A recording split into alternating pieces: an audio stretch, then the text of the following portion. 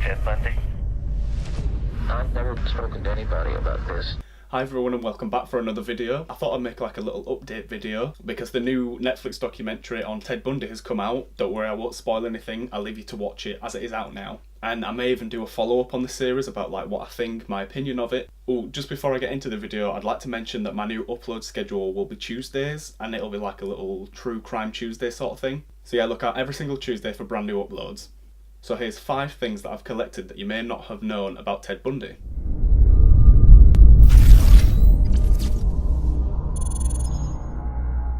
So fact number 1.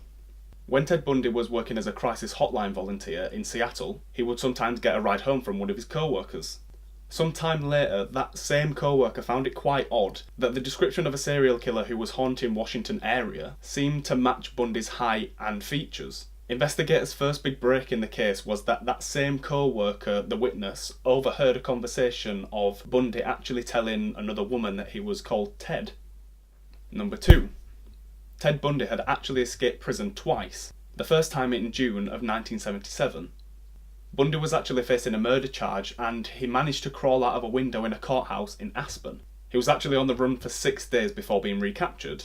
The second escape was actually from inside a jail in Glenwood Springs, Colorado. Bundy sawed a hole into the jail ceiling to climb through and managed to climb through unnoticed between the 2 floors. Incredibly, his escape through the floor led to the apartment of the head jailer. He then stole the jailer's civilian clothes and headed out. Bundy then strolled straight through without being noticed. And also the reduced staffing led his absence to be unnoticed until the very next day. So this leads us nicely on to number 3. After Ted's escapes from prison, this led to the Bundy brace, which was a device created to basically stop high-risk prisoners from escaping prison or running away.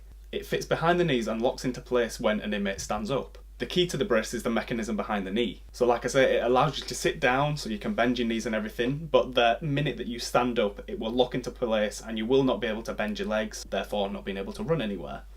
Number 4. In 1972, before he was the infamous serial killer, Ted Bundy actually made headlines for catching a purse snatcher in Washington state. The article reads, "Ex-official captures suspect," and in the article it says, Ted Bundy, 26, on December 31st, caught a man who had snatched a woman's purse in the Northgate Mall parking area on Monday night. Police said Bundy chased the man on foot in the 1st Avenue Northeast and caught him as he was stuffing the purse into a garbage can.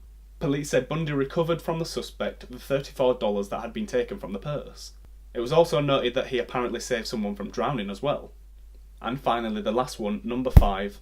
During his trial, many women became interested and infatuated with Bundy, as if they were like some sort of fans of his. Bundy ended up marrying a woman he met whilst he was incarcerated, this woman being Carol Ann Boone, with who he fathered a daughter with. Ted's daughter, reportedly named Rose, has now changed her name and living a life out of the public eye, which I do not blame her at all. So yeah, that brings us to the end of the video. There's 5 facts that you may or may not have known about Ted Bundy. I hope you found this interesting. If you did, please leave a like and subscribe to the channel if you are new. And thanks for watching today's video.